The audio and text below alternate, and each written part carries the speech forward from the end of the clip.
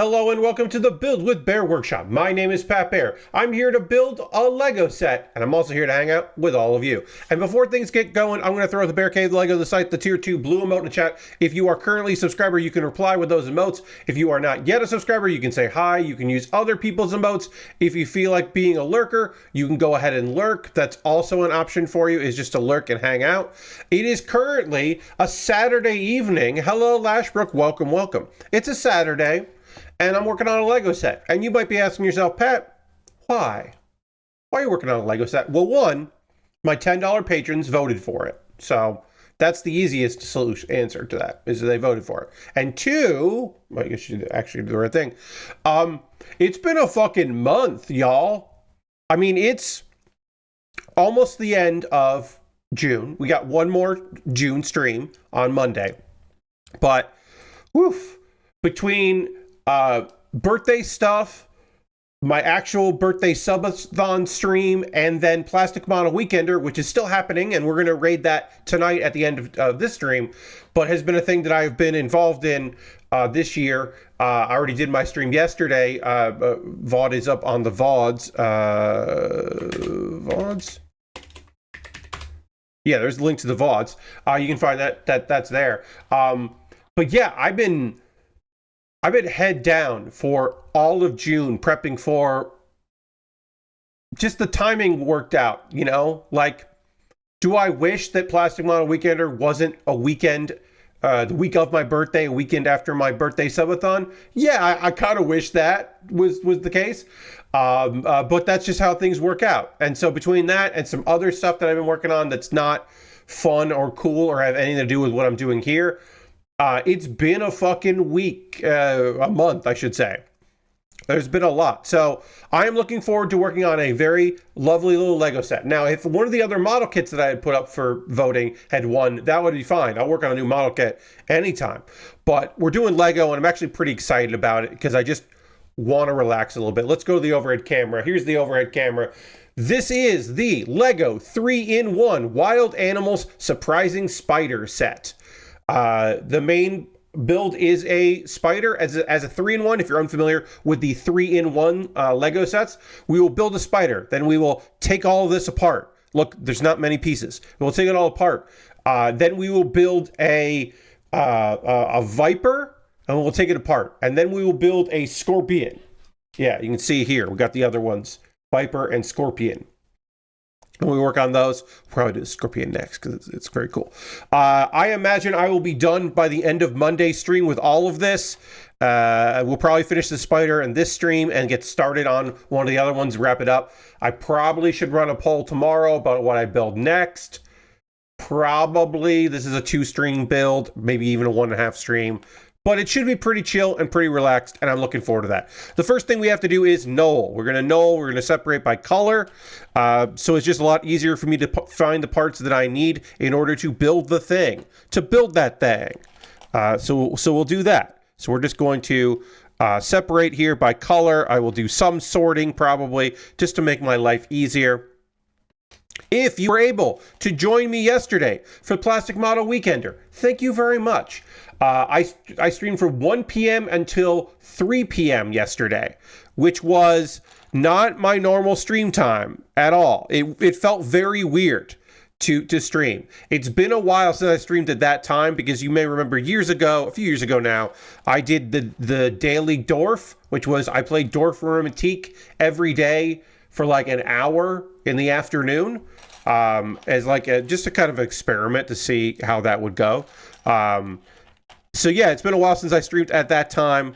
It was also weird. I've had 2 weeks in a row where my streaming schedule was a little off on the weekends. Loading Run is doing. Okay, sorry. Loading Run is doing their variety. Nice. Something for me to watch tomorrow. It makes sense they will be doing it this weekend. That's something for me to watch later.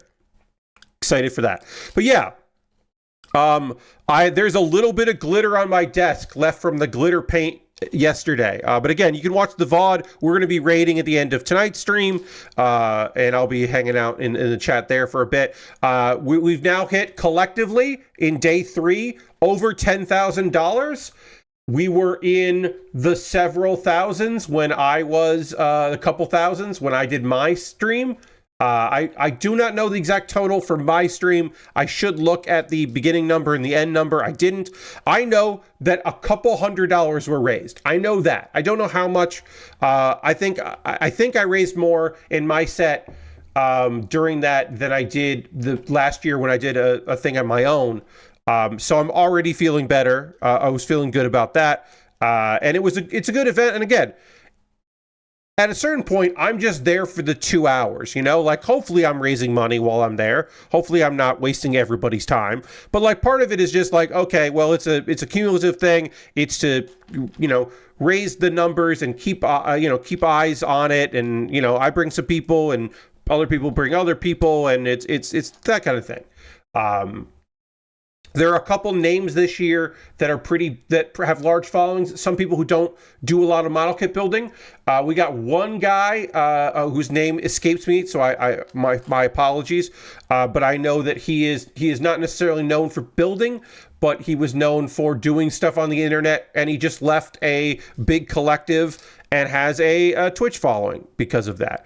And is excited to join the event. And it's just like, okay, that's great. Hopefully the people that are psyched to see him have money to donate to a worthy cause. We're also running this event in a month that's bad for Twitch views. I don't know if you noticed, but numbers are down for everybody. June is a bad month because there are a lot of things that are happening, especially on the weekends. Weekend streamers get hit a lot in June. My own numbers tell me, yeah, this is not a good time. You know, not that I ever have phenomenal numbers these days, but still, June is rough as far as views go. And it's fine. It is what it is. As you know, I do focus on numbers, probably too much, but I like to see number go up. So the nice thing about my birthday subathon being a success is right now I'm sitting at 89 subscribers. And that is the most subscribers I've had, the second most number of subscribers I've ever had, because my highest was like 134 or some nonsense. It was a really large number. I don't remember how much it was, but that was when Bunny Crimes donated like 100 subs or something. It was like 149. That's what it was. My goal was 50, and Bunny Crimes donated 100 subs. So I went to 149 because I was one away. That was a wild thing that will not be repeated. I do not expect, but was still wild and cool. I thought my segment went really well. If you haven't seen it yet, like I said, you can follow the link that I put in there to my VOD channel. It's there. I just went and ripped my segment out. It's got background music because that's apparently, and now I know this. When I say apparently, I've fucking known this for years. I am in the minority of model kit and Lego builders in general because I don't have chill, copyright-free music playing in the background of this stream. I do not have music playing in the background.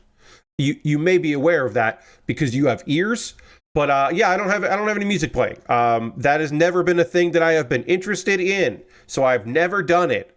But that's a thing that people apparently like having. Now, I don't even know if the streamers hear that music and that's something they like, or if it's for the audience. I don't know.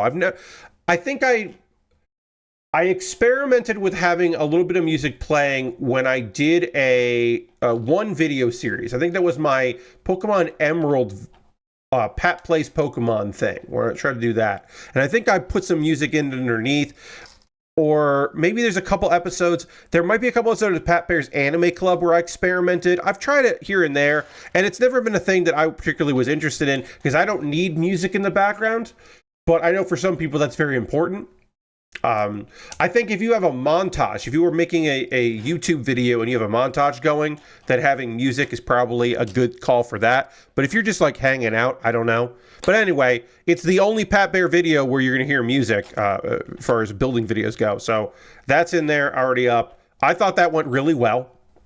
I improved some model kits. Like I said, there's still a little bit of glitter here and there. I cleaned up my board pretty good. But I'm still finding little bits of glitter paint that dried here and there, and I'm trying to get rid of that. But yeah, I thought that went well. I didn't have to wreck any of the kits I really care about, other than the Epion. But again, it was for charity. It was for a good cause. I think it was worth it. Good response in the chat. Good people chatting.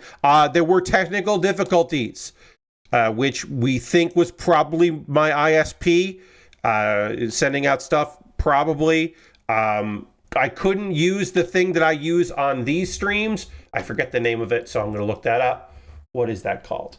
I could not use dynamic bitrate change to manage congestion. I could not use that, which I like using. I use it here. So every once in a while, if you've seen like the bitrate drop and suddenly I go from being like HD to like 720 or something, from 1080 to 720, that's the automatically OBS trying to balance things out. Also, there was a OBS hot fix that came out today that is supposed to fix some issues. NVIDIA drivers are kind of borked right now for high ends, but that is now trickled down to low end graphics cards. I have comparatively a low end graphics card. It is now it's not the hotness, and it's 3 generations old. So there has been some issues there across the board between OBS and NVIDIA and encoding. So there were some things that were not in my control, but part of it was my ISP. So we did have some hiccups, unfortunately, because I could not use the congestion thing that I normally use because I was instead of, which I think is very smart, instead of having every single person who is streaming here have a code to the Steam key for the Twitch account, instead, or the stream key, I should say. Instead, we're logging into a server, and then that server is constantly connected, so they don't lose a connection that way so the server goes down and their backups and all that. So that way you just connect to the server, and they can disconnect you from the server, and they can reboot the server or reboot you on the server. And so if there's problems with anybody, the handoff makes a lot of sense. Some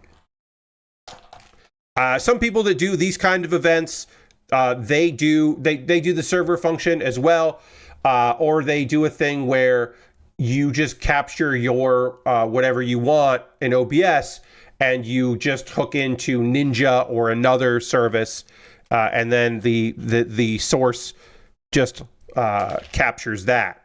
So this way is a little bit better than that.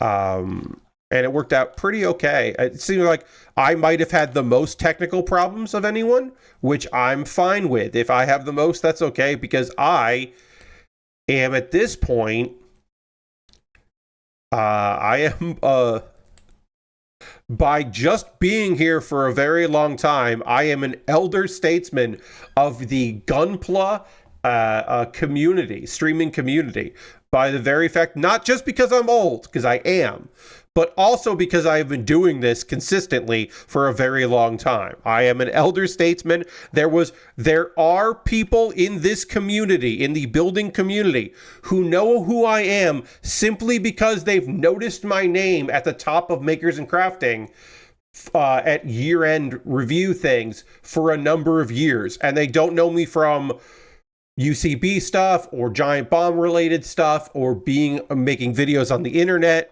They just know me because I've been in this thing for so long, which is flattering and weird, but I choose to be flattering. I mean, there are some people that just come in here because I one time guested on Loading Ready Run, or they stumbled upon Jeff and they found me through that, or they just look in the Makers and Crafting.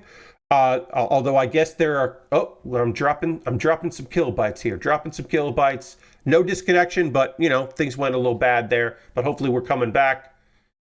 I might have to do I might want to do before Monday's stream. I'm not going to change anything here unless things get really bad. On Monday's stream, I might want to completely unplug my router and also like the cable from the cable that goes into it from the wall, the coax from the wall, and like really do like a complete clean flush of the system. I might want to do that because we didn't drop to 0.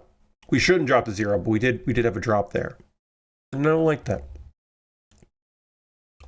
But yeah, I thought things went well overall. I am happy with how things turned out, and the hope is that I get to do stuff like this again because it's fun. It is fun to raise money for a good cause. It feels nice to be able to do that, and I look forward to it. I've talked about this before. I didn't do it. The only reason I didn't do it last year is because I was going to be doing a different charity event with some friends, and when that fell apart, I ended up doing my own little thing, which was, well, it wasn't much, but it was something. And I would like to, I was happy to be back in a big event. I wanted to help out more this year than I ended up doing on that end, but, timing just worked out. Again, a lot of it was because this event was so close to my birthday subathon that I was kind of pulled in different directions. It's not the best look in the world. But I didn't want to do my birthday subathon like a month later. You know what I mean? I think that's still the right call, even though it was like a lot. And it's like, I don't know if I really promoted either as well as I would have liked. But at the end of the day, I didn't think I wanted to do my birthday at a subathon at a different month, like in July. Like, I guess I could have. All right, we're ready to start actually building. I could have done my birthday subathon in July and just had like slightly late birthday subathon. I don't know, semi-annual, but slightly late. I could have done that. I mean, of course I didn't, but like I said, I could have. It felt more important to just do it around my birthday. Get that out there. Let's see. My folks are out of town right now, so that which is fine. It's cool. I have my door open slightly, which is nice. It's not going to be as warm in here as it could be. Air conditioning's on, which is always a plus. We love that around here. I've been tasked with watering the plants. I normally only water the tomato plants because they're mine. So I've been doing that, but I've been watering all of the plants, and that's a lot. There's a lot going on there. So but I will say this: it was a very nice decompression from streaming yesterday. I finished at 3:00, and to unwind, I went out and watered the plants, and that was nice. That made me happy to go and do that. All right, so we're doing this here. We got to build some legs for our spider because again, we're starting with the spider. And we'll move on from there. But we got to start with the spider. Let's see. So I didn't stream on Thursday because I did want to take one day off. I wanted to make sure my voice was perfect for yesterday, and it was. I didn't have any issues with my voice, which was good. That was the plan because my voice was still kind of strained last week as we were doing stuff. So I just wanted to make sure that was going to be all okay. I'll open this up a little bit here, put this up a little there. I'll pop these open a little bit. In the second hour tonight, we will talk anime. We will wrap up 2 shows. We'll talk about GQuuuuuX, and we'll talk about Rock is a Lady's Modesty, which both ended. I have different thoughts about those 2. I think I liked the ending of one more than I liked the ending of the other. And we'll talk about that in the second hour. Of course, spoilers abound for both. And then on Monday, we will talk about the last episode of Lazarus. And I will talk a bit about the several episodes of Apocalypse Hotel. I have now finished Apocalypse Hotel, but I'll probably just give an overview. I'm not going to do about every single episode of it, but I will talk about some of them. But I have finished it, and I have thoughts on that. And then I think next week we'll start getting into talking about anime that's come out here. If I look at AniChart, here, the summer stuff. New stuff is starting. If you're looking for it, but nothing that I want to see yet. Hopefully, some stuff will come up that I want to see. Reborn is a vending machine. I now wonder the dungeon will be out in 3 days and 11 hours. So that's season 2. I don't think I'll be covering that here, but I will be watching it. At this point, I think I might cover the next season of Oshinoko. When that comes back, I might cover that because I've done 2 of that, and I think I might want to cover that like on a weekly basis. But I think I'm done in general talking about season 2s, unless it's like the big anime that I feel like a lot of people are watching. Maybe I'll talk about it, but in most cases, I think I like talking about new stuff. So Reborn is a vending machine is the first one that I'm going to be watching.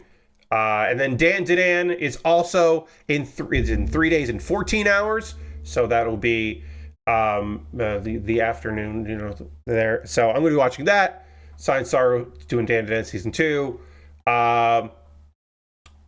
Rebirth Verse. I think I might cover. That's an isekai that I might cover. I think I'm going to probably cover Water Magician.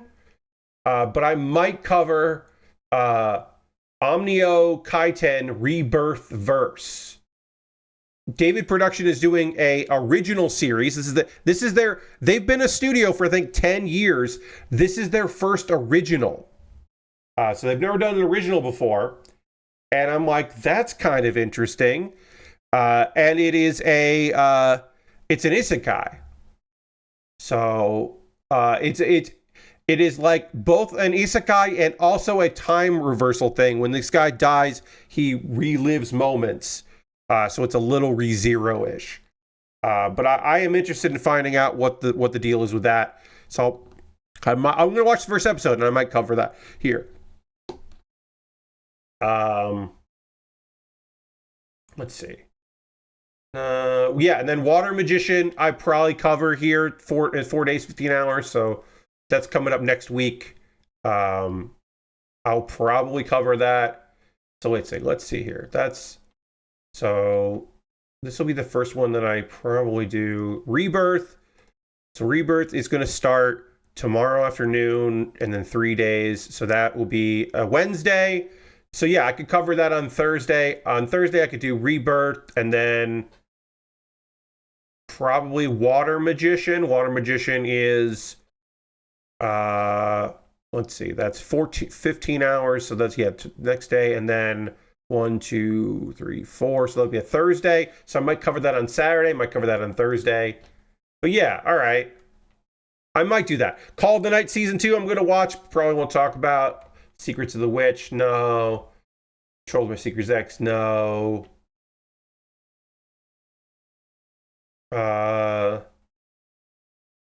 Summer Hikaru died, seems fucking wild.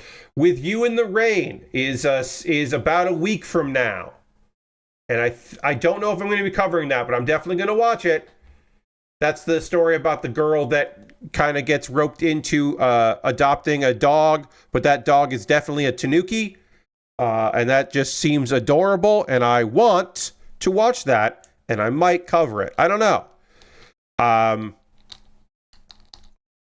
Kaiju no, I'm also thinking I might cover Kaiju number 8 season 2. I might do that. I don't know. Again, I keep saying I don't know, but that's true. I'm not lying to you when I say I'm not sure. But I think I might be done with season 2s of shows. As far as reviewing, or as far as watching them with a critical eye to talk about them on stream. I might be done with that. There's a lot of news stuff that came out because we did not stream on Thursday. So I have an update. You may remember that there was, I want to say this was in the video games, the end of the year, or the Game Awards, maybe, I don't know. But GameSpot figured out, or no, as soon as it came out about this game, Jurassic World Evolution 3, a bunch of people were like, hey, there's AI in this. And it turns out the AI that was in it was generative AI used in the portraits of scientists. And the studio, Frontier Developments, has said, hey, we're going to take that AI stuff out. We hear you. We're going to do that. So they had to disclose it on... Basically what happened was they had a trailer. People were like, oh, that looks good. So people went to wishlist it and noticed it. Then on Steam, they had disclosed, which they're required to do, hey, we've got this generative AI. And then when asked about it, they were like, oh, yeah, we did that with our scientists. So some of our scientists have AI. Like, not a lot, just that. And people were like, this sucks. There is something in their community pages.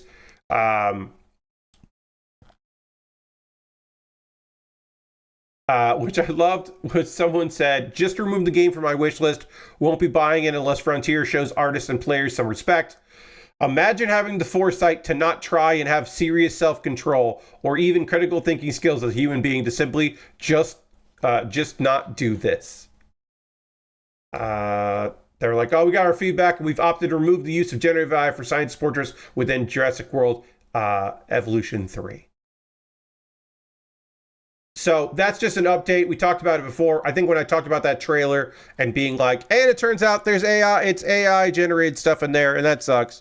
So that's apparently out there. Will that ruin its reputation? Did the actual enough people care? Who can say? But apparently they have, at the very least, said they're going to take that shit out. So that's good. We like hearing that. An update to a story that I had already updated. It's an update bonanza. It's an update. Aggro Crab and Landfalls. Fun video game Peak, which I had said in their first day or 2 days had done 500,000 copies, and in its first week had achieved 1 million in sales. Double that. They've done 2 million in sales, and apparently, so they did 1,000 units in 24 hours is what I meant to say. Now they have done 2 million sales, which is just wild. This was their quote-unquote side hustle. This was these two studios that both had put games out. One, Another Crab's Treasure, and the other, Content Warning, and they were both like, just trying to get away from, like, they were just trying to fight burnout and all of that. And so they like did a little game jam and they decided they were going to work on a game together, which apparently had like 3 months. And they've sold 2 million copies. Over 2 million copies. And apparently, so this is a South Korean game. There was a game jam between Aggro Crab and Landfall. And apparently it was part of a long retreat in Seoul. And so they had members from both teams kind of just hanging out, barbecuing, and coming up with something. So we have the tradition of Korean barbecue to thank for the success of Peak, I guess. But yeah, they worked on it. Vast majority of production took place during a 1 month period starting in February of this year. And then they added polish over a slow pace. I have not played Peak myself. It is not the kind of game that I am looking for, but I do know that people are having a really good time with it. And I've seen some streamers play it, and it is a game that is enjoyable to watch if you with the right streamers. I think it is totally viable. All right, so now's the part of this stream where I'm going to add eyeballs. I'm going to add 6 eyeballs to our spider. I do not have a problem with spiders. I do not have a fear of spiders, but I didn't even think about the idea that I was going to be adding in so many goddamn eyes to this thing. It didn't occur to me, and it should have. Let's see.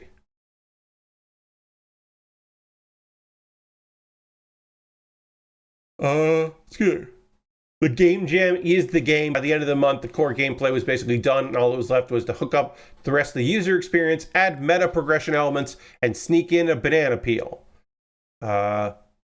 They avoided scope creep by having a built-in ship date midsummer. So they had like a, the realistic goals of, like, we're going to finish this by this day, we're going to ship it by this day, so we can't keep adding stuff. We have to just polish what we have, which is, I think, a cool idea.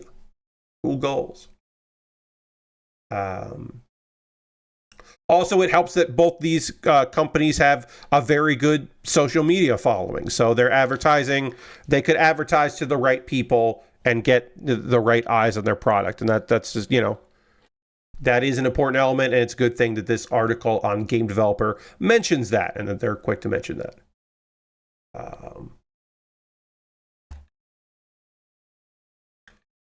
Let's see. Oh, excuse me. Pardon me. I think the large launch discount, which apparently was 38%, and the inherent virality of the game also help make it easy to convince your friends to all pick it up. Because, yeah, you want to play with your friends on it. So apparently it has, big for both of these studios, and just like a cool story. I'm so happy for them, because I think that's phenomenal, though they've been able to do so well with a very small in scope game. And I hope more people keep playing Peak, and it does real well and has a long tail. All right, now I'm going to put on this spider is coming together, folks. We got eyes on this thing. I'm going to change the eyes so it's not looking off to the left here. So I'm going to do a quick adjustment on these eyes. I didn't notice I did that like that. So instead it's looking forward. There, that's good. All right, let's keep moving on. This spider. Well, now I get to build all of the legs. So I'm going to need 8 of these. 1, 2, 3, 4, 5, 6, 7, 8. So we'll just put them all like this, so we can all get them how I want them. I need 8 of these, and then I need to do 8 of these. 2. Oops. 3. 4, 5, 6, 7, 8. 2, 4, 6, 8. And then I need 8 of these. Put that there. Let's see.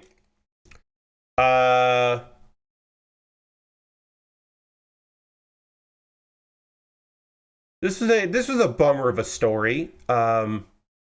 This is a site that I haven't been to in a long time. So don't I'm not going to act like this negatively affected me immediately and I'm like shocked by this, or I mean shocked by it, but like it didn't hurt me. But I used to go to Adventure Gamers. So this was a site that I definitely frequented. It is a site dedicated to point-and-click adventure games. It was started in 1998, so I was kind of like getting out of adventure games by the time that site launched. But it was a resource that I frequented that site and the forums there for quite some time. So this run by volunteers and enthusiasts and people who liked those kind of games for a number of years. The site is no longer what it was. And I'll get into why, and it's a fucking shame. So yeah, it ran for almost 3 decades. Reviews and articles and resources for stuff. And now, if you go there, it is just reviews of other gambling sites and also reviews on slot machine games. And the forums are gone. With no warning. Forums are gone. So originally it was called Adventure Fan, and then eventually became Adventure Gamers. And also, focused on some MMOs eventually. A little bit here and there. But his main focus was adventure games. For the first 18 years, it was owned and operated by Merrick Braunstring, and then with a few other people coming in. In 2016, Braunstring sold the site to Ivo Teal, and then Jack Allen, who had been there for a long time, was still running the site. So it was a very small niche operation. Allen left in 2022, and then Teal, the owner, the person that was site to, took over editorial duties for the site, just kind of running it. It is what it was. There's still people there. And then at some point, Ivo Teal sold the site without any warning, without telling people, without counter offers from people in the community, or or somebody that would go in, or like shopping it around for people that would keep it together. Seemingly, instead, just sold it to new people, and they overhauled the website and made it a site for about gambling and gambling games, and casino stuff. All articles that were on there are now under just the general AG staff instead of the authors. So even previous works are not credited to the authors. And then there's just very clearly AI generated ad copy for casino machines. Because there's a lot of one thing you can look at if you're like, hey, what's the deal with this? A good way to know that shit's gone wrong is if you see a lot of in summary midway through articles. And bullet point lists. So Reddit threads, social media posts.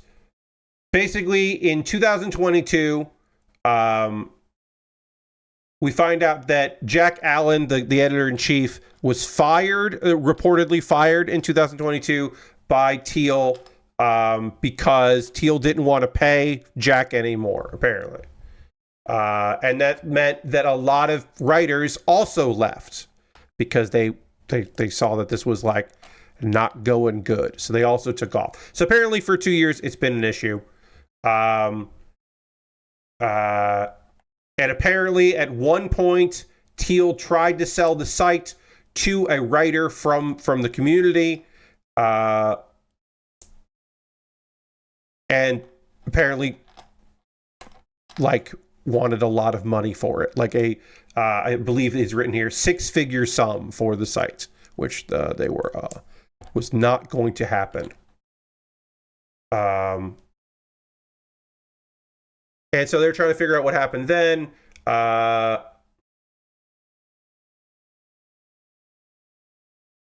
Let's see. Yeah, so when the main editor left there, he said he was working for a very small amount of money, and that he was mostly being paid to just wrangle volunteers and be in charge of volunteers. This is according to himself. And he was doing editors. He was the editor in chief. He was doing a lot of edits on articles.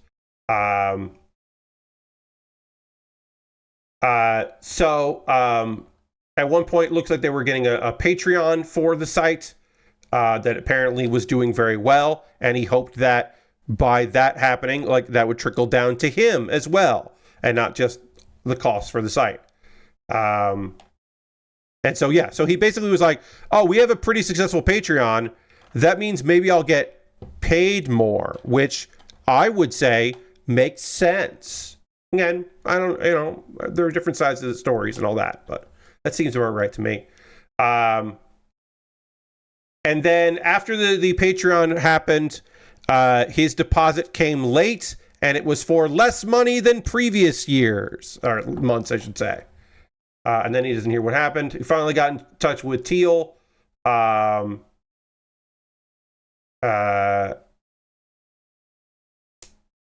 see.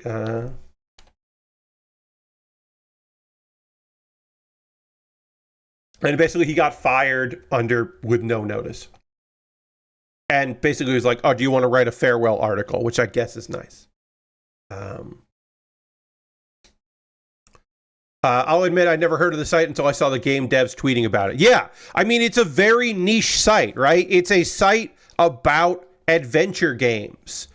With, like I said, I haven't been there in a very long time, but when I was still playing adventure games in the early 2000s, that was a good resource when there weren't a lot of good resources about adventure games other than like, oh, somebody reviewed it on like GameSpy. Like somebody on GameSpy reviewed this game. I'll see what they had to say. Or, you know, like occasionally finding a live journal by somebody that wrote a lot about it or WordPress about it. Like that's basically the best you could do for many years. So this site was a godsend.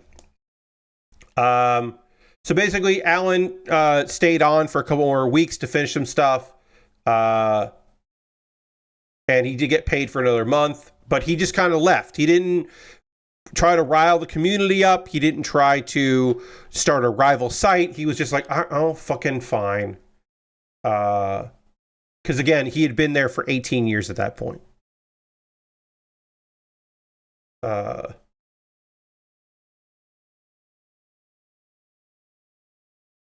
And apparently money was tight. That this is according to Ivo Teal, the owner. Money was tight on the site, even with the Patreon. That still wasn't gonna do enough. Apparently, again, you know, it's like these are just the things that have been said.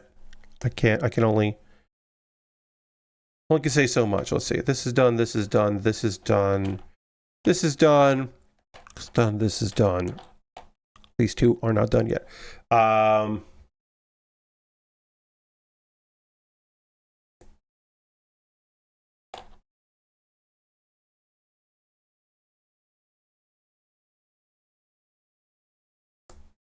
I'm dropping some kilobytes. Hopefully we bounce back here. Again, my apologies. I might have to do completely flush things here with the ISP and reset a bunch of stuff. Hopefully we'll be okay. So basically, one guy says, I worked there for 18 years and then he started paying me less even though we had a successful Kickstarter. And the other guy says, Patreon. The Patreon meant that we would have some funds and we shouldn't expand, and instead we should cut some of our budget, which of course meant the one major employee of the site should get laid off, is basically what happened there. And one thinks it's more amicable than the other. And he did, so at some point, Alan did start another site because he missed writing about stuff. And that did lead to some fights and some arguments, apparently.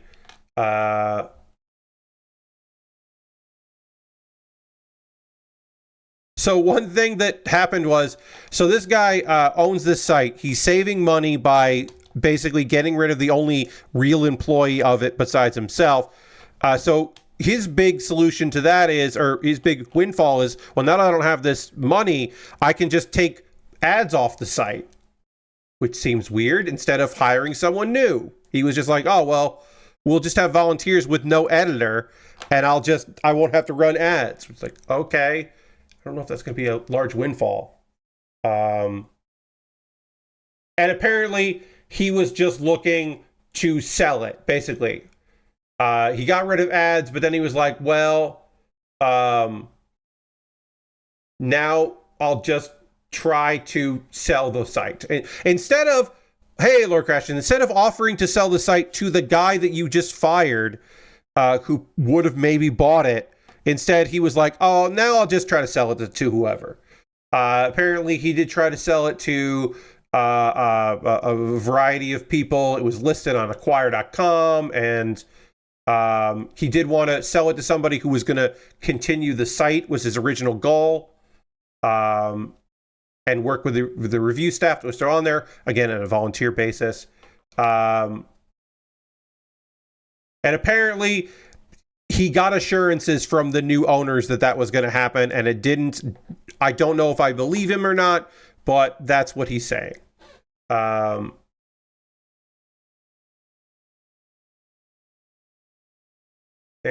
yeah. And then basically they just took the site and did a bunch of bullshit. I originally learned the company was primarily SEO focused, acquiring sites much larger than ours. I anticipated they might use it as an occasional guest post or content tied to other properties, leveraging the site's established reputation and link authors. So basically, this dude sold it, and then he sold it to a bunch of scummy people, and then was surprised that they're scummy, which seems incredibly, at best, incredibly naive. And more likely, come on, dude. Am I accusing this person of lying? I might be accusing him of lying. Removing names, a bunch of stuff. Yeah, basically, it's just like, I didn't expect that the bad people I sold the site to were going to do bad things to the site, is the basic gist of it. Jaguars eating faces. Yes, indeed.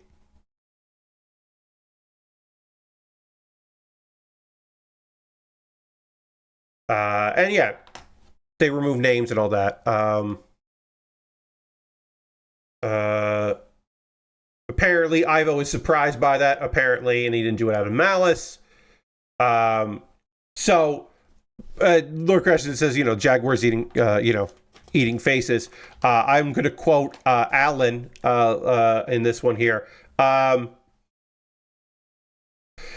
You don't get to sell your house to Bob's Demolition and Tenement Company and then act surprised when they turn it into a slum. I think that's fair.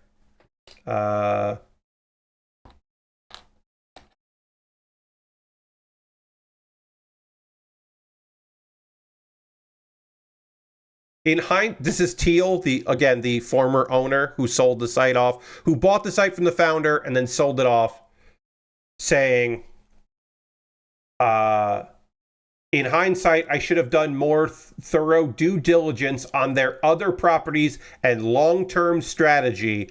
It's genuinely sad to see something I poured a decade of my life into transform so drastically from what it was meant to be, which is an understatement for sure, but also like, yeah, dude, you should have gotten it in writing.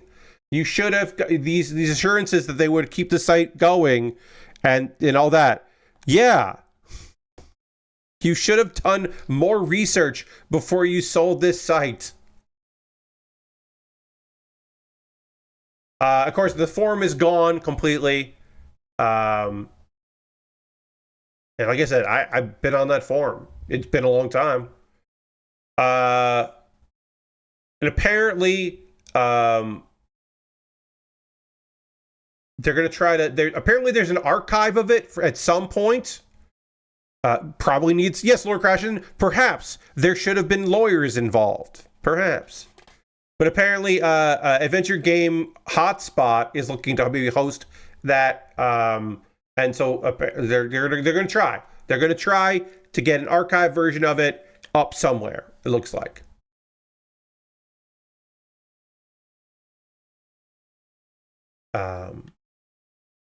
Yeah.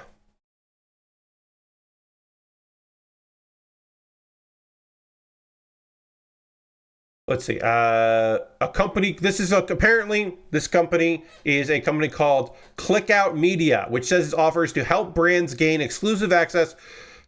Oh man, I'm sorry. I didn't read this far in the article until just now, and I got so sad looking at this. So my apologies. I will endeavor to finish this. The company that bought this site is called Clickout Media.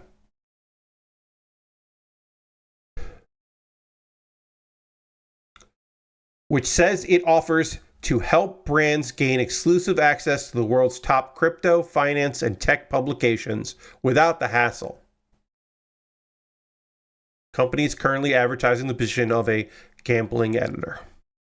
So this company offers to help brands gain exclusive access to the world's top crypto, finance, and tech publications without the hassle. And you decided the best thing to do there was to sell to those folks. That's what you decided was the best operation, was to sell to those people. if you do that, you can't act surprised that they are assholes. If you sell to assholes, you should know, but also you can't be surprised. Yeah, it's really sad. I hope the archives of the forums end up somewhere else. I hope that the authors, mostly volunteers over the years, have their works backed up, can find their works and get it attributed somewhere else. It's all a fucking mess. It makes me very sad. I was debating talking about it all, but like I said, I did feel like I wanted to talk about it. All right, so this thing apparently shoots out stuff here, so we'll see how this goes.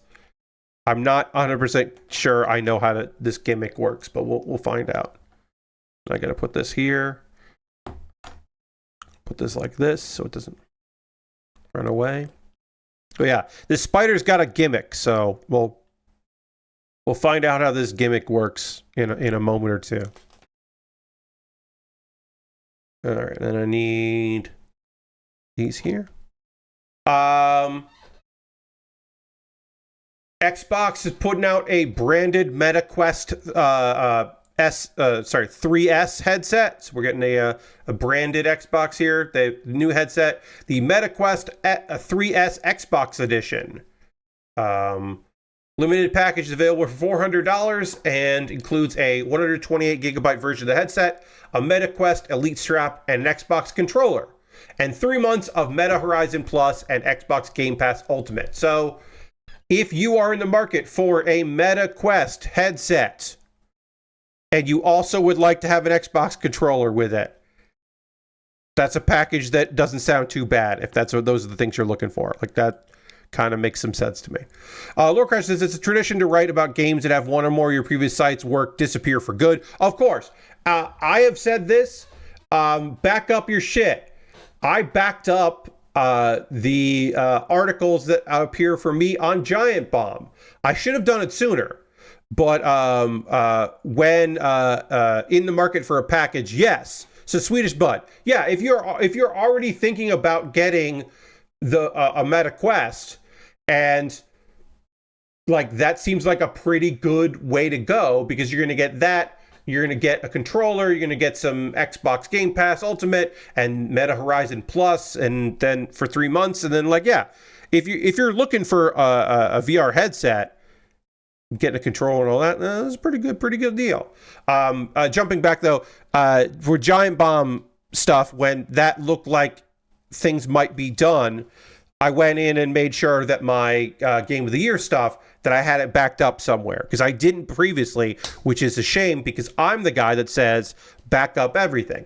I have now backed up everything at my YouTube, except for, I have to double check. I think I haven't been backing up Pat Bear's Anime Club recently. So I have to do that. I have to go in and make sure that the Pat Bear's Anime Clubs that I haven't grabbed yet, I have to go in and figure out which ones I haven't put in there. But I've been pretty diligent about backing all this stuff up in case remember that my 404ing it videos years later get taken down. They get blocked. They get blocked on regions. I could get a copyright strike at any time for those videos. So like at any point, my account could just get closed down. So it is important, my YouTube. So it's important for me to have that stuff backed up. And I would say, back up especially writing on any website. If you have writing on a site that you don't own, you don't own the site, you should back that stuff up, because you never know what's going to happen with that stuff, where it's going to end up. It's always good to have a backup lined up.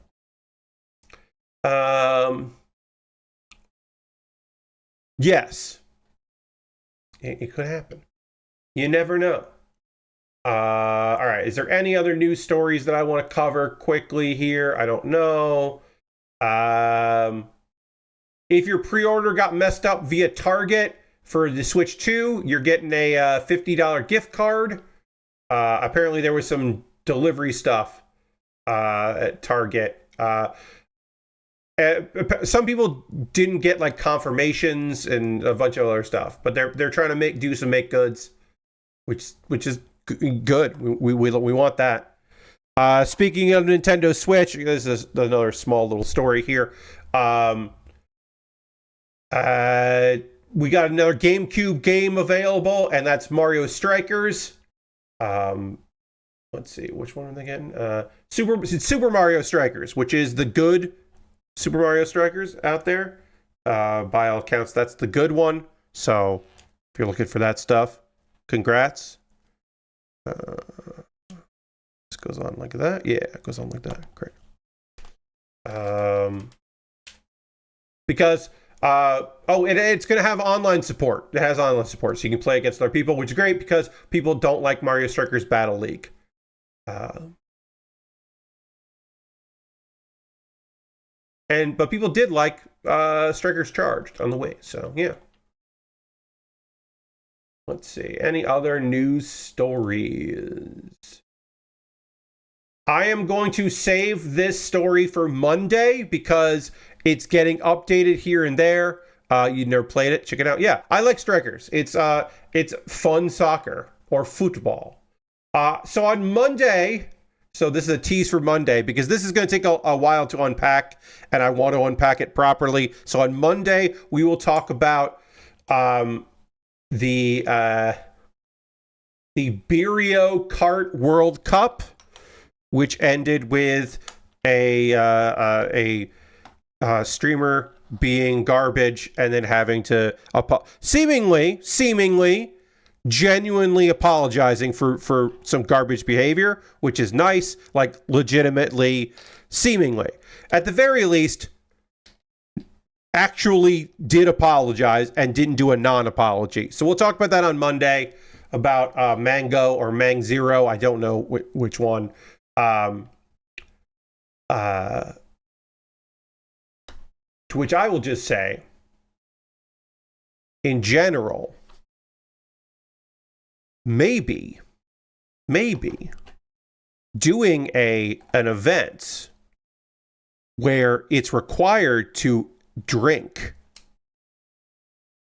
maybe an event like that was destined to have inappropriate behavior happen at it. This is not an excuse for that behavior, but is maybe a cautionary tale that maybe you don't want to do Berio World Cup. Maybe Ludwig, you don't want it. Maybe that should be the last year of it. Maybe I'm just overreacting, but it feels like you shouldn't. But we're going to dive deep into that on Monday because I don't have the time for that right now. And also, not a lot of news happens on the weekend, so it'll be good to have that. I'll finally end with this before we move into the next segment of the stream. There's going to be some Sonic Secret Lair stuff. If you're unfamiliar with Secret Lair, it is just like fun Magic the Gathering cards. They are not going to be cards that are like, with some exceptions, Secret Lair cards are not viable in Standard. They are just fun things. And there's a crossover with Sonic the Hedgehog, which is a normal thing to do crossovers with brands, and usually very cute cards where you'll have memes or references to the property, and then you'll have cards that already you have new cards, you have cards that already exist with a new flavor. It's like, oh, it's that card from Magic, only it's the Magic card about the fast runner, only now it's Sonic. It's like, oh, that's fun. And Sonic fans are being Sonic fans about it, in so much that apparently a lot of them have joined the Magic the Gathering subreddit to post Sonic the Hedgehog memes, which the Magic the Gathering people in that forum do not get the references or the memes, and that has led to apparently minimal chaos, which I find delightful.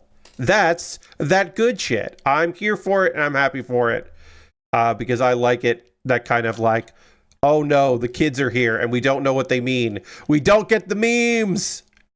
Yeah,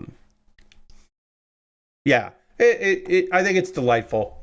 You got to buy it through a website. They go live on the 14th. There's a Shadow the Hedgehog card, which looks fun. He's got haste, which makes, hey, guess what? Shadow the Hedgehog having haste makes a lot of fucking sense. It's good. It's a good bit. We'll see what happens with it. Basically, a lot of people who do not care about Magic the Gathering, who like Sonic, are going to be annoyed to find out how secret lairs work and are sold, is what I will say. There will be some displeasure in the process. And also, that's just a part of Magic the Gathering, baby. Get ready for disappointment. It's Magic the Gathering. New cards come out every 2 months. Sorry. Surprised they didn't do Chaos Emeralds in some form. Well, they might be another secret lair. You never know. There could be. There could be another secret lair at any time. If it does really well, they'll do more of it. Or they could do another actual expansion. This could be just the start of it. There could be a whole Sega thing. We don't know. Especially because Final Fantasy sold so fucking well. Goddamn, Final Fantasy sold really well. Friends of mine who are in the thing were like, yeah, I think I'm going to take the next whole thing off. I'm not going to do that because I've spent a lot of money on cards right now. It's like, yeah, I hear you. Now is the part of the stream where I'm going to talk to you, the viewer, about ways that you can support me, the streamer. And all these things are optional. You don't have to do any of these things if you don't want to. Don't worry about it. I'll give you the opportunity to help me out if you'd like. Speaking of which, Aristofan just subscribed at tier 2. That's 82 months. Welcome back, Aristofan. Let's throw the Bear Cave Lego site tier 2 blue emote in the chat and thank Aristofan for their continued support. Our Aristofan does have the cool emote. And if you're also just a regular subscriber here, you can throw the Bear Cave, the Lego, the site, the tier 2 blue emote in chat. Let everybody else know you're a subscriber. Throw those emotes in there. And of course, as the tier 2 subscriber, Aristofan has the blue emote. That's me as Super Saiyan God, Super Saiyan. It's me as a Goku. I mean, it's a Saiyan, but it's me. It's me as Super Saiyan God, Super Saiyan Goku. Let's be real. Which is very fun. Happy birthday out there to Xandra. Celebrating the birthday today. We will not be rating Xandra because it's Plastic Model Weekender. We got to go over there later. Anyway, we'll get back to building soon. But yeah, subscribing, gifting a sub, bits and coins, all appreciated. You're right here on Twitch. That's the easiest way to support what I do here. You get some cool emotes. You don't see ads. It's nice. There are other ways to support me financially if you are so inclined. Like, you could, of course, join my Patreon at patreon.com/PatBear. There's a $1, $3, $5, and $10 tier. There are different rewards for the different tiers. Consider joining me on Patreon.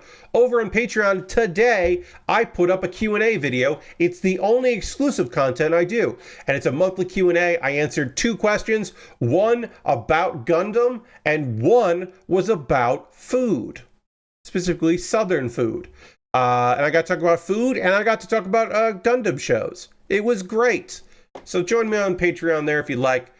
Also, I have a YouTube channel, youtube.com/PatBear. Over on my YouTube, you can watch a bunch of videos, things and things. You can subscribe there for free. You could also become a member. And for just $2 a month, you get my Wednesday video on Tuesday. So you get a little extra. You can find out on Tuesday what the new theme is for July. And you'll be able to see the first video on July 1st before other people get to see it. That's kind of neat. A little something for you. Those are monthly ways to support me. If you would just like to support me once in a while, you just want to throw $1 in the tip jar or whatever. Well, I do have a Ko-Fi and I do have a PayPal, so you could give a one-time donation to that. Everything I make through direct donations, through YouTube, which includes AdSense, so watching my videos helps you out. Through Patreon and through Twitch, all goes into a fund, and out of that fund, I pull money out to buy model kits and things, Lego sets. This Lego set that I'm currently working on, our Spider Friend that I am building right now. I am working on this because of your generosity. Past you is helping present me. And if you would like to help out future Pat, well, you could, subscribe in those variety of ways I mentioned, or you could decide what I build next by going to my Amazon wish list and buying something from there. Anything you purchase on my wish list obviously comes to me in the mail, and it will jump the queue and become the next thing I work on. I'll make a dedicated YouTube video about the thing you purchase as well. I've got inexpensive kits, expensive kits, Lego sets, model kits, all kinds of things and things here on the list. Recent standouts added to the list. I recently added the GQuuuuuX is up there. That's on the list there. A kit for let's see. The Gabthalee from Z Gundam, the Gabthalee, which makes me sound like I have a speech impediment or a lisp. The Gabthalee is on there. I recently added that. I recently added the Lightning Z Gundam from Gundam Build Fighters Try, which is a good-looking Z Gundam, good-looking Zeta Gundam. I recently added that to the list. But yeah, there's a bunch of things in there. If you see something on this list that you would like to see me build on stream, you could purchase it if you'd like to. If you want to give me a late birthday present, my birthday was recently. If you want to give me a late birthday present by buying a model kit off there, you could. You could do that. And again, it'll come to me in the mail and I'll put it together. I also added some expensive stuff. I recently added the Meteor unit and the Freedom Gundam, because that's just a big nonsense kit. Because I like putting expensive kits at the bottom of the list. And also the Gundam Vidar Master Grade from Iron Blooded Orphans. I have built every possible high grade from Iron Blooded Orphans. I haven't built that Master Grade. So now there's one, that, as far as I can tell, other than premium Bandai kits, which I don't count, I think there's one kit I just haven't built. So now I'm like, all right, well, I should probably try to dig that up someday. Let's see. What else can I say about this? If you want to purchase something for me to build, but you don't want to go through Amazon, I fucking get it. You can go to my Throne wish list and buy something there. And then if you want to support me financially, but it has to be convoluted and nonsense, well, the answer would be to USA Gundam Store. You go to USA Gundam Store, you buy a gift card there. They will send you an email with a gift card code. Then you send me a whisper here on Twitch, or a DM on Blue Sky or Twitter or Mastodon with that gift card code, and I will use that gift card code to buy something from USA Gundam Store. That's the process. That's how it works. More people have done that than bought something from Throne, or bought, that, which is a true statement.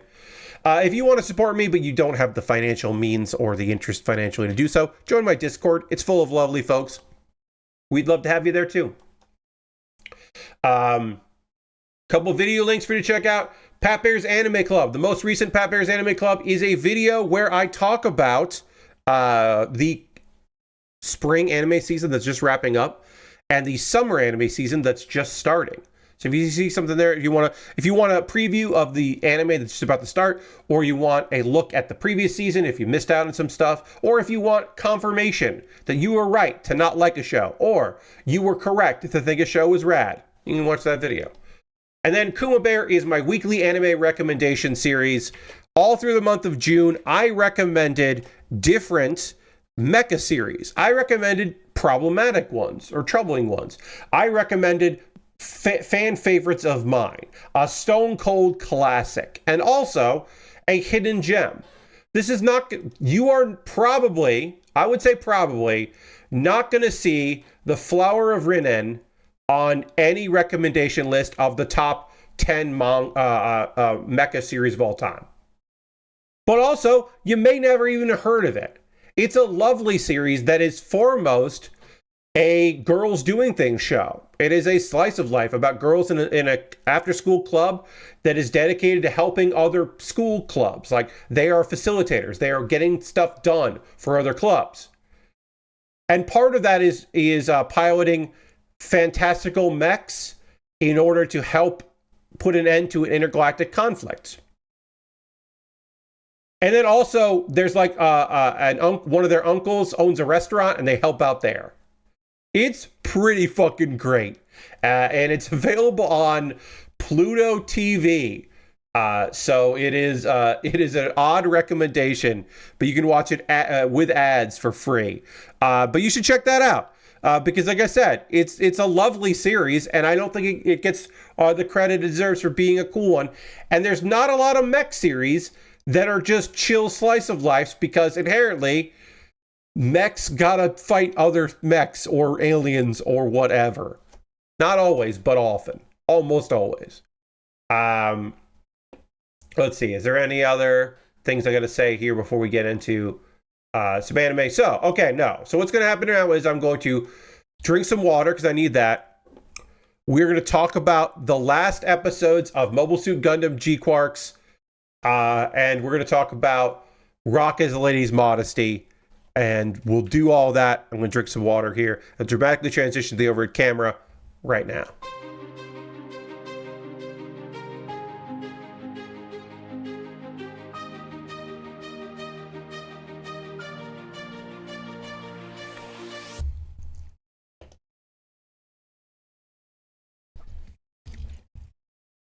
Okay. GQuuuuuuX, episode 12. A lot of shit fucking happens. I'm going to just throw a couple things in here that I don't have in my notes exactly when they happen. There's a flashback that happens, and they use archival audio of various characters in this flashback to the original series. So they did not pay the voice actor for Amaru more money to do new lines. That's important to say because he's been canceled. And he does not work in the voiceover industry anymore.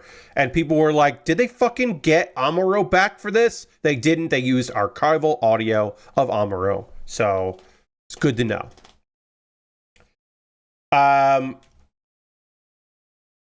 So Char. Hey, guess what? Char is in this world.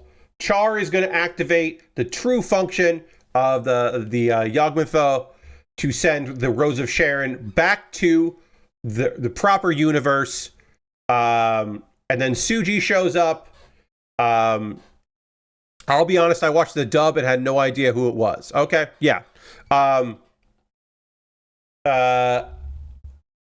asked Suji for like, why is Suji doing the things that they're doing? And then Amate asked that. And there's a vision showing that the Rose of Sharon's Lala is creating different universes because she could not save Char.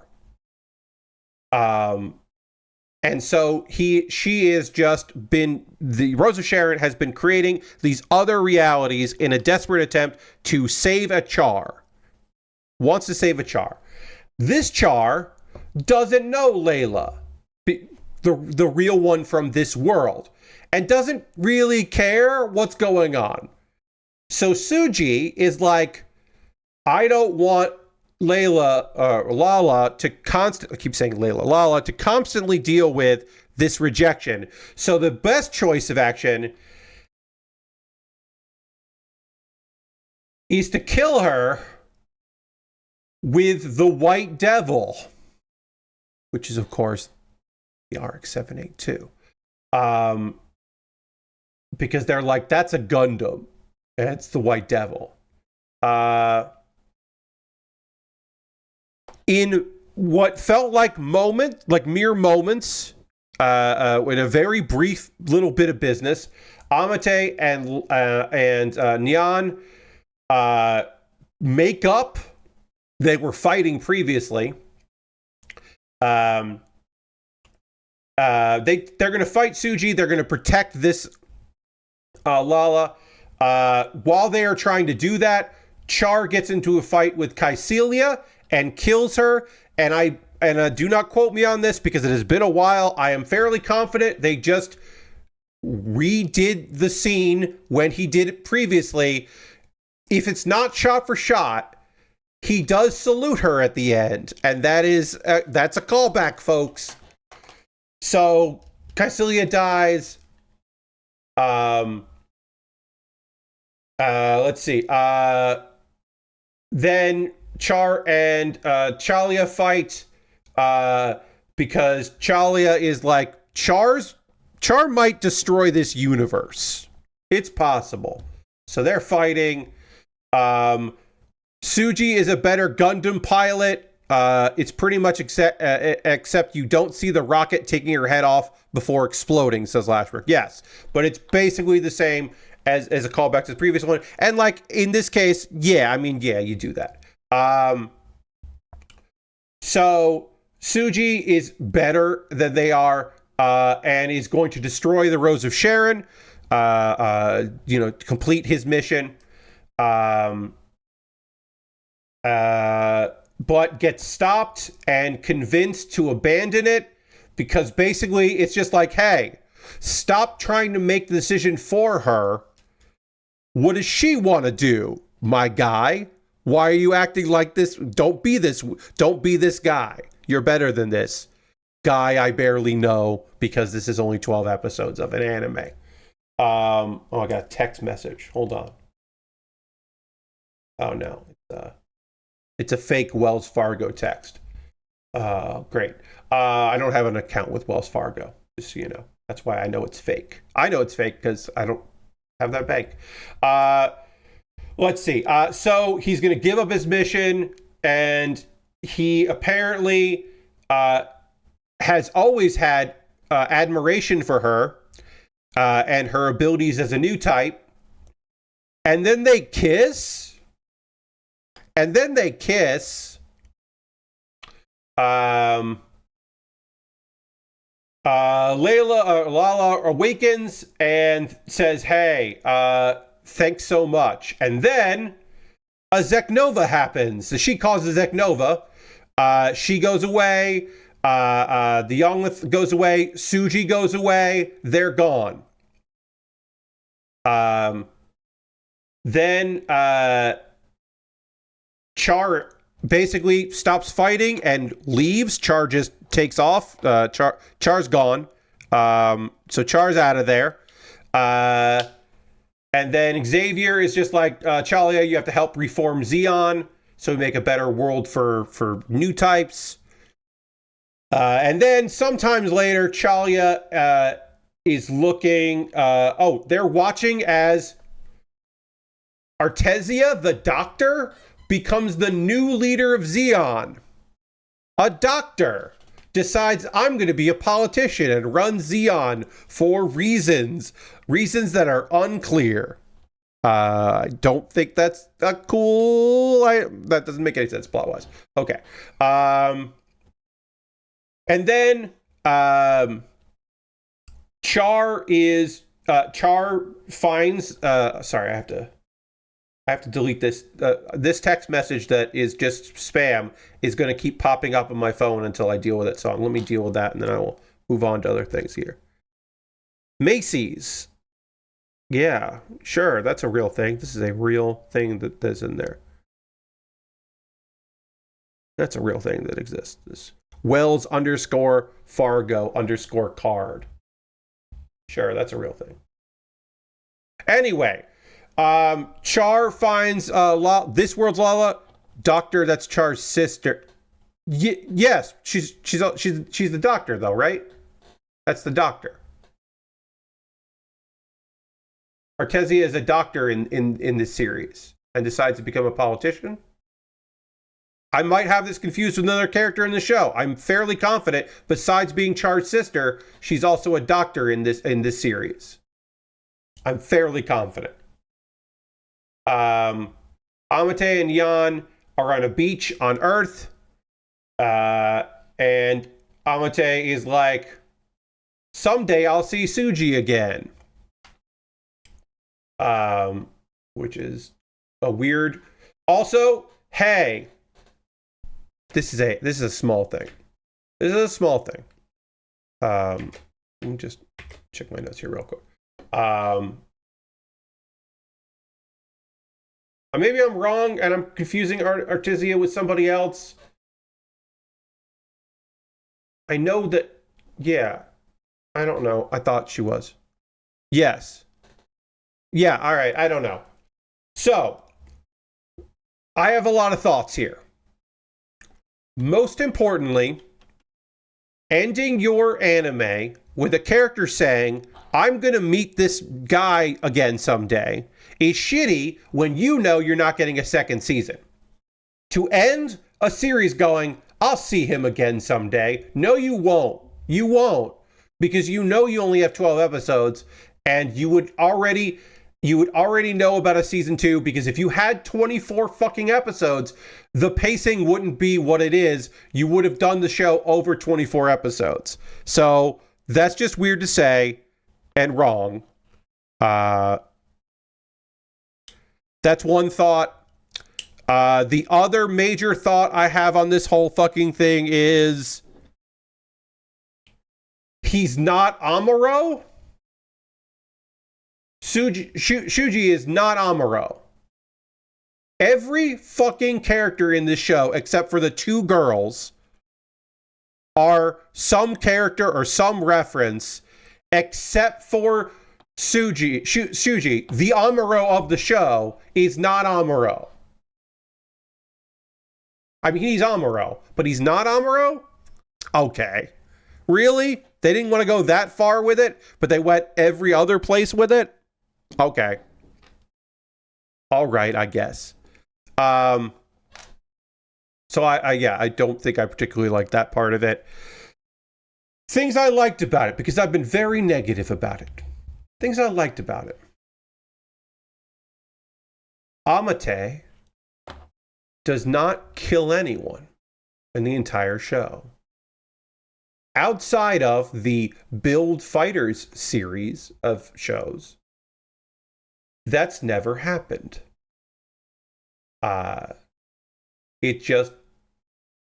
So, Amate Yuzehara does not kill anyone. Machu, as most people are calling her Machu. I never called her Machu. Most people refer to her as Machu. Machu doesn't kill anyone. And she's the first main protagonist in a Gundam series, again, outside of Build Fighters, that hasn't killed anyone. And that's kind of cool. That's kind of fucking cool. Right? I think that's pretty neat. Her making up with Nyan is weird. That needed an episode. Her and Shuji having some feelings for one another, that needed an episode. A lot of this show needed an episode. That is my overall thought. Is just a whole lot of this needed more. This needed 24 episodes. That is my one true feeling about this, is that this show just needed it needed more time, and it didn't, which it didn't get, of course. Didn't get that time, needed that time. Really needed 24 episodes. It's a bit of a mess. It's a messy show. I think it was held together with vibes. I think the vibes were generally pretty good. Mostly fine. I don't know. I think, until I build a kit from the series, I still don't love the designs. I think I need to see some of the Gunpla in person and put together some of the Gunpla before I can really have a full opinion on the Gunpla, because I want to see how it translated. I think it's kind of a mess as far as design goes in general. I think there's some interesting things going on in the story. I think I said this last week. I think I also said this yesterday. The clan battles. The clan battles were cool. I would have loved more clan battles and less, we need to save every universe from this recurring problem that is happening with this one lady. This one lady in her mech suit in the Rose of Sharon keeps fucking up the universe, and we need to fix that shit. So this has a thread that comes out, and then you can twist the thread back in, because it's a spider. Although it should go back in. Oh, cool! It doesn't. All right. Well, that's fine. That's fine. Oh, it does. It just takes a while, but it does. Okay. So yeah, I don't like that the last two Gundam things that I've watched I haven't loved. I think there's more interesting things being said in Requiem for Vengeance than there are in GQuuuuuuX. But I don't know, some of the Gundams look really cool. And yeah, I don't know. I don't know. I should have a more thoughtful take than, I guess, than the general feeling of meh that I feel when it comes to it. I don't like that I feel meh about a Gundam series. But I think and this is repeating it, my final thoughts on this series are that it should have had more episodes for the story they were trying to tell. They should have, with 12 episodes, they should have told less of a story or had more episodes. Just my thoughts. Just my feelings on it. I know people liked it. Some people liked it way more than I did. I'm not saying that I am the only right answer. I am not saying that people who liked it are wrong. It just didn't vibe with me. The last 3 to 4 episodes felt like they should be 2 episodes each. But yeah. Also, there are some references in the background I didn't even mention here. There are some characters that show up in the background here and there. Again, they reused some audio. There are some nice little touches here. There are some characters that didn't really show up in there. That's kind of nice. I'm going to take a photo. I finished the spider. Hey, I finished the spider. So I'm going to take a photo of the spider. I'm definitely going to run a poll tomorrow for my $10 patrons over on patreon.com/BrattBear to decide what I work on next, because I think we're gonna break this down and then we're going to get started on our Scorpion. And I think this Scorpion and this Viper are not going to take long at all. So I feel like I might start a new model kit. Time to smash spider. I got to take a photo of it, Lord Crash, and then I got to disassemble it. So I think I'm going to finish on Monday these 2 little Lego builds. Let's see. Rock is a Lady's Modesty had their 13th and final episode, and I'll say it right now.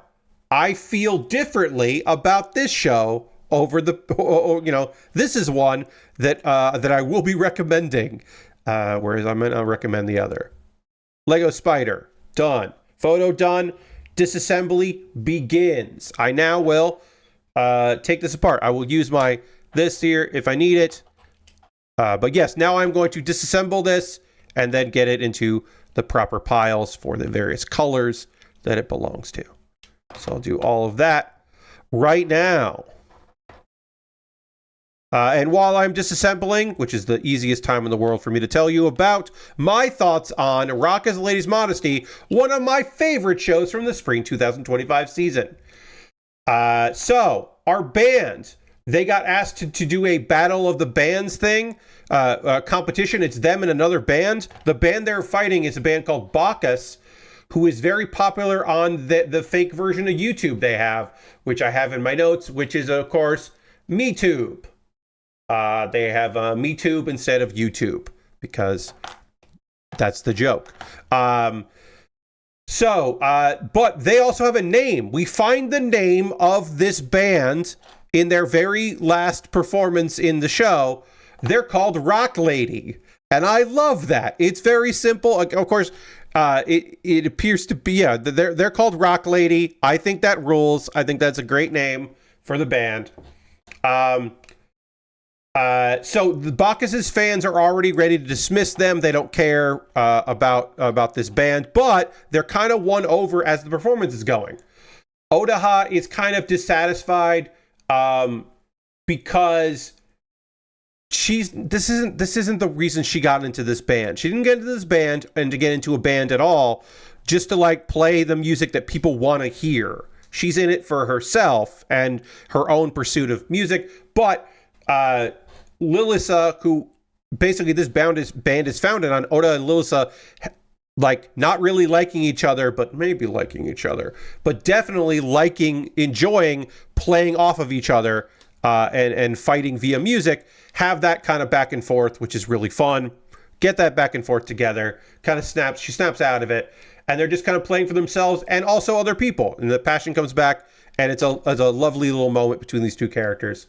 Because Onita kind of notices like, oh, we can ride on the audience's enjoyment and push ourselves even more. Hell yeah! So that's really fun. They get apparently Bacchus just kind of didn't have a good performance, and they were kind of bummed that their fans didn't really. So a lot of their fans don't go to live shows, and so they aren't being polite. Hello and welcome. We're talking about the last episode of the anime Rock is a Lady's Modesty. So this is not focused on a lot in this episode, but it's a little meta commentary that I really like, which is this happens in music, but it's also happened in comedy, where there's a generation or even two generations of people who like stuff from the internet, but they don't have the background in live performance, going to live performances. So like people that really like I don't know, stand up because they've watched clips on YouTube, or they've watched specials on YouTube, or they watch clips on TikTok or Instagram, don't know like what to do at a comedy show. They've never been to a live comedy show. So in this case, this audience that knows a band mostly from online are just talking about Rock Lady, the band that they just saw, and they're ignoring a band that's performing. So these guys quit the performance. They're all being kind of pouty boys. And it looks like they might get fucking aggressive. It takes a turn. Because it looks like they're going to fucking attack these girls. And then the owner shows up and is just like, get the fuck out of here. Kicks them all out, which is a nice little moment. And is like, hey, the band, you won. And the crowd is waiting for your encore. And the girls are all like, yeah, all right. And then later, Odaha wants to ask Lilisa, like, why don't you want, we were doing an instrumental band. Why are you so insistent on that? And Lisa's just like, I don't know. I really like this genre. This is what I kind of grew up with and fell in love with, and I want other people to love it just like I do. And yeah, their goal is to go to this big rock festival, Fuji Rock. They're going to play Fuji Rock. That's their long-term goal. It ends on a high note of them feeling like that's going to happen. The manga continues. When it comes to music anime or music series, I don't generally read the manga because I like hearing the music part. I like the anime part of it. So I don't know if I'm going to keep going for this. I don't think there's going to be a second season of this show. I would like there to be, because there's some loose ends here because it's an ongoing manga. Like there's the stepsister who knows the secret, Lilith's secret, that she's living a double life, and we don't have any resolution on that. We don't have, we know that she knows, and both girls, like Lilith knows that Alice knows, but we don't get a lot between them, which would be nice. Be nice to say. I don't know. Overall, I think the animation is phenomenal. I think the story is really fun. I think the choice to have this battle between the various characters play out as they play music, and to make it, again, should be clear. This is not a queer story. It's not queer baiting, but it is, because it's aware of what it's doing the whole time. But it's not queer baiting, but it also isn't a queer story. It's using some queer tropes, some lesbian tropes, I would say, for characters, like as shortcuts for characters. But it is not trying to tell a queer band story. Even if there is, like, there is the scene where one character is just like, I don't know, I'm kind of sticking around because I like that you're mean to me, which is very Yuri. So it's like, okay, well, who knows? It could turn to that. But it's not trying to pretend. It's not trying to queer bait you into being like, well, watch this because that. It just is. If there is a show this season that had toxic queer tropes play out, it is this one. I don't know. I would recommend it. 13 episodes. It's on HIDIVE. It's really fucking good. You should check out Rock as a Lady's Modesty. It's one of my favorite shows of this spring season. I hope it gets a second series. I don't think it will, but if we got continuing adventures of these characters, I would be glad for it. But again, I'm not holding my breath on it. Okay. That's the anime I've been watching. We'll have more anime talk, of course, on Monday. We'll talk about the last episode of Lazarus. We'll talk about I'll give a brief overview of Apocalypse Hotel and give not like a breakdown of all the episodes, but like just where we left off, where it goes, because it fucking goes places. So we'll talk about that. And we got other things to chat about on Monday as well. Like I said, we'll talk about that. That event that happened there that was like, oh, that's weird. Now is the part of stream where I want to hear from you, friends. What are you watching right now? What are you playing? What are you up to? What are you into? What games you got going on? On Tuesday, I streamed Nubby's Number Factory, and I've been playing a lot of Nubby's Number Factory. I really like that game. That was not an expensive game. But it is still one of the best purchases I played this year. It is one of my favorite games of 2025 by far. So I was happy to stream that game. That is just a game in my back pocket to just like play whenever. But I did play through some of the different modifiers and had fun with that. I unlocked a new modifier that I don't think is really fun, but is interesting. That it's still a good time. I recommend it. If you haven't checked out Nubby's Number Factory, you should put that on your list. But I want to hear from you. What have you been playing? Also, if you have any demos that you've been playing that you're really into, let me know, because that's Tuesday's stream. We're doing a Steam demo. Next Fest might not be happening, but there's still a bunch of demos out there, and I want to do that on Tuesday because it's been too long since I last did a demo one. I have a few lined up, but if you have any suggestions, I'm going to put the call out, I think, tomorrow and Monday on my socials to get recommendations of demos that I should be checking out on Tuesday for the stream. But I have a few ideas, but if you have any other ones, let me know. I'm playing FBC Firebreak. I'm still playing a lot of FBC Firebreak. That still rules. I have a crew of people that want to play it. We've been playing together. I predominantly play with two people, but we rotate other people in and out and around for scheduling. I played today. You know what? It was fun. I played today, and I had a good time with it. Because it's fun. Is it the most challenging multiplayer game I've ever played? No. Do I want it to be that? Also, no. I want to have fun with it, and we are. We're having a good time. I wish it was weirder. I wish it was weirder, and I'm bummed that it's not.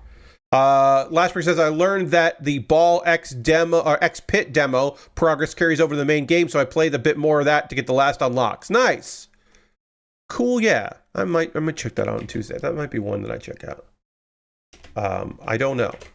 Like I said, I have a few lined up demos for Tuesday, but if people have recommendations for stuff, I might check that one out.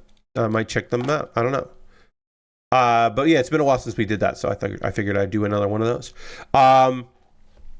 Other stuff. Let's see. Yeah, so Firebreak. I'm just having a good time with it. I wish it was weirder. I wish that it was a little zanier because it's supposed to be in the Control universe, and I feel like they maybe didn't go wacky with it enough. That's my only real criticism of the game. I'm still really enjoying it. There's still a lot of fun to be had with Firebreak. So I'm playing that. Nubby's Number Factory, as I said. Hearthstone, new expansion coming out next month. So I'm seeing a lot of people like theory crafting decks, which doesn't really help me. I'd rather they have more fun with the decks that already exist rather than the theory crafting. But I'm still having fun with the decks I have. Still getting some wins in there. I'm trying to get to 1,000 wins in Rogue. I'm at 900 and I think 980 or something like that. So I'm getting close to 1,000 wins in Rogue. We'll see how that goes. But I'm still having fun playing the game and doing those things. We'll see how it works out. But I am excited for the next expansion because generally that just means that people get fucking amped about the game again and there are more people playing. And then that kind of tapers off. This mini set came in a little late and that kind of hurts. So I didn't love that. Lord Crashing recommends Clover Pit. Clover Pit's a fun demo for that devilish slot machine gimmick. Okay. I'll add it to the list. I'm going to look at a bunch of demos. And like I said, I'm putting the word out, so I figured I'd start with chat. Aristovan says, I started up Death Stranding 2, and so far it has delivered, on what I want in a sequel. Nice. I am hearing mixed things about that from people. Again, I don't have a desire to for that game to ever play Death Stranding 2. But I want it to be I want people who bought it to like it. I want the Death Stranding 1 fans to have another cool Death Stranding game. I don't know. I want to see how people are liking it. There has been conversation in my multiplayer crew that we might check out Peak. But I don't know if I will be buying that game because it's not really my jam. Excuse me. But like, no. I said, excuse me, and then my phone was like, oh, you're talking to me, huh? No. Consume Me is also good. I assume you've got that on your list. Yes, Consume Me is on my list as a possibility. I don't know if I'm going to try all these demos, but I got a folder with a bunch of demos on there. And like I said, I don't know how many I'm going to get through, but that is on my list. Because last time I didn't get through all the demos. But we'll check that out. All right. Almost done disassembling here right for the end of the stream. I got to remember that Collision was on Thursday, and I didn't stream on Thursday, so I watched Collision. And then last Saturday I didn't stream, so I watched Collision live. It's weird. But yeah. I did not watch the Night of Champions, WWE Night of Champions, which was on today, this afternoon, because it was in Saudi Arabia. And I do not watch the Saudi shows. I do watch some WWE programming, but I do not watch the Saudi Arabia shows. It is a line in the sand that I do not cross.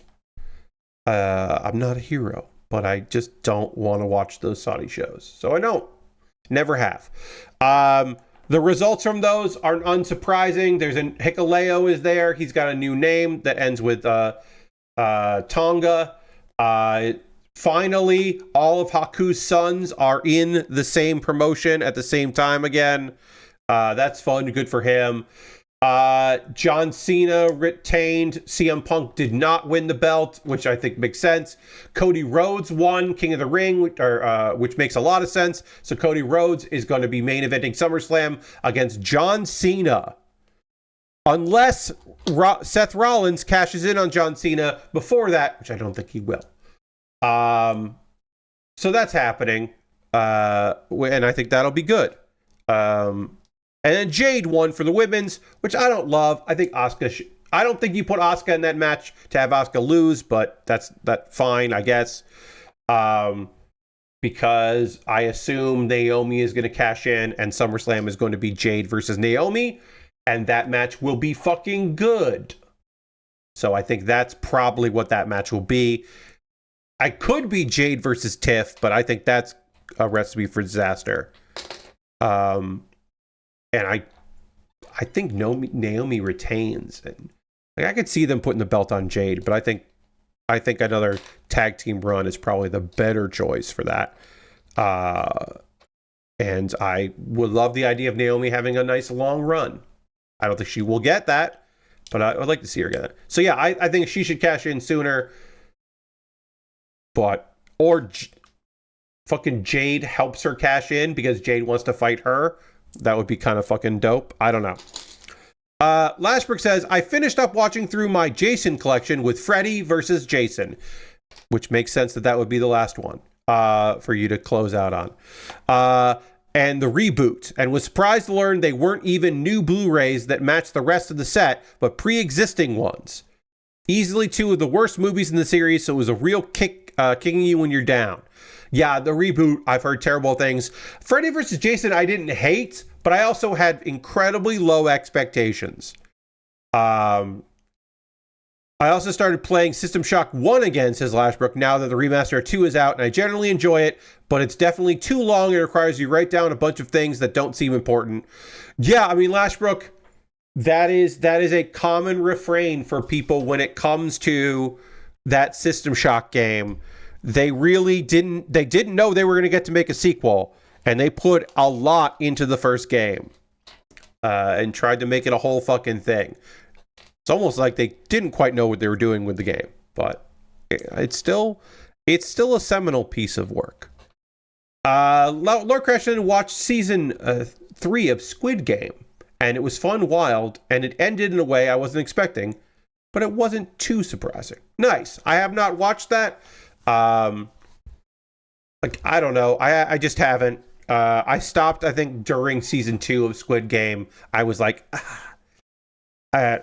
season 1 was like somebody's life's work, and then season 2 was like, hey, we're gonna make more of this. That's what it felt like to me. And so season 3, I don't know. I just don't know if I'm up for it. Like I didn't finish season 2. I'd have to go back and watch that. I think I had gotten rid of Netflix at that point, so I didn't end up watching it. I don't have Netflix right now, but I'm gonna get it because we're getting more Ranma 1/2. So I'm gonna have to fucking see it. If it's only on Netflix, that's the only way I'll see it, and I'm gonna fucking watch Ranma 1/2. Like, there's no way I'm not gonna watch it. Because season 1 of the reboot was really good, and Shampoo's there now, and they didn't fuck around with Shampoo. So I'm like, all right, well, I'm gonna watch season 2. For sure. Lashbrook says, Freddy versus Jason has the problem of mostly being a Freddy story and some not great language. Yeah, there's some not great stuff in that one. And it is really a Freddy movie. You're right. It's a Freddy movie featuring Jason. It maybe shouldn't have existed. Perhaps they shouldn't have made it. There could be an argument that they shouldn't have fucking done it. Well, we finished the Spider. I'm doing some work here on this. Together, we're getting some Scorpion work done. We'll finish the Scorpion, then disassemble, then build a Viper. We'll get a Snake going here. And then we will start a model kit. Because I don't have any Lego sets in my backlog. So I know whatever gets voted on for me to start next will be a model kit. Because I don't have... Yeah, I just don't have anything like that left, so it's got to be a model kit. And we'll work on that on the next stream. We'll actually pause right there. We'll wrap things up here. But yeah, I'll come back to working on this in the next stream, and we'll get it all together and get stuff together that way. So I hope you come back for that. Akito says, I'm going to read what you said here. I watched Doctor Who, The War Game in color, which I rather enjoyed. It's kind of crazy to take a 10-episode series and cut it down to 90 minutes. That is crazy. But yeah, so I expected some crazy editing, but I still think it hung together, and it's really fun to see a Thornton episode in color like this. The regeneration scene is very cheeky with what they added to it. Nice. I haven't seen that. But yes, I heard about that and thought that was the thing where I was like, I might fucking I haven't watched Doctor Who in years. I might watch that. Yeah, it seems like a fun thing to do. So I was interested for sure. What I'm interested in right now is going on a raid. And we are going to raid the lovely folks at Plastic Model Weekender, which I took part in yesterday, as I said in this stream. But we're going to go hang out with the fine folks at Plastic Model Weekender here. I got to, hold on. Twitch.tv/Plamo Weekender. It's going on. It's going to be running until tomorrow evening. This is the 24-hour segment here. So we'll go be checking in with them. Right now, we got Jacob Full is streaming. And so we're going to be hanging out with Jacob Full over in there. And that's very fucking cool. So we're going to go on a raid. As John says, we always end with a raid. So I hope you come along on this raid. Plastic Model Weekender, which I took part in yesterday, is a phenomenal charity event raising money for Cure Alzheimer's Fund. If you can donate some money, please do. You'll be entered in as little as $5. You get entered into winning a bunch of cool stuff. Lots of cool kits on the line, some grand prizes that'll be drawn tomorrow. And also just the vibes are really fucking good. It's a great little charity event that I'm proud to be a part of. So please join me on that raid. And then I'll see you on Monday, 9 p.m. Eastern for Lego and then a model kit. Talk to you soon. Bye-bye, bye-bye, bye-bye, bye-bye.